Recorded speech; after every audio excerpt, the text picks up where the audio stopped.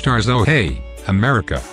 Claire and Jamie have officially landed in the colonies after one hell of a ride in the Outlander Season 3 finale, and we're not just talking about the literal boat ride that went horribly wrong there at the end. First, Jamie was on his way to being imprisoned, while Claire was having to explain herself to guileless Mistress Abernathy Duncan.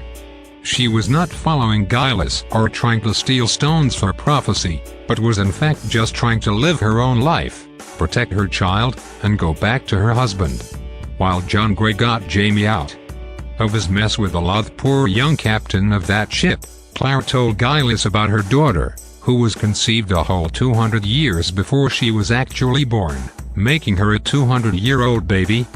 That lined up with a prophecy stating that the new King of Scotland would rise at the death of a 200-year-old baby, so Guileless prepared for a trip to kill Brianna, with Ian in tow as her sacrifice.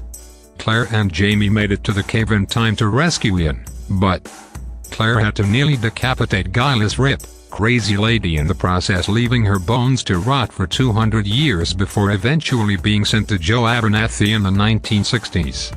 There was also a slave ritual and another run-in with Reverend Campbell and his sister, who has now fallen in love with Mr. Willoughby. And all of it was thankfully so much less weird than it was in the book.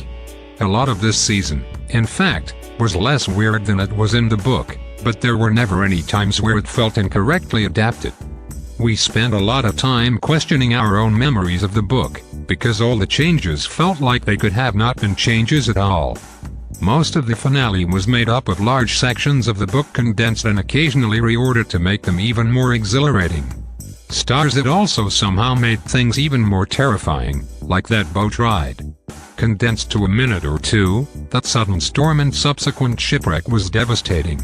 How anyone survived that time when there was no way to travel except by boat, we may never know, especially considering that they didn't have a Jamie Fraser to dive to the depths of the sea to rescue them, like he did for Claire after she went overboard and basically drowned for a bit. Eventually they both washed up alive, somehow, on a beach in Georgia, meaning it's about time for Season 4. Let the Outlander begin again. Outlander will return in 2018.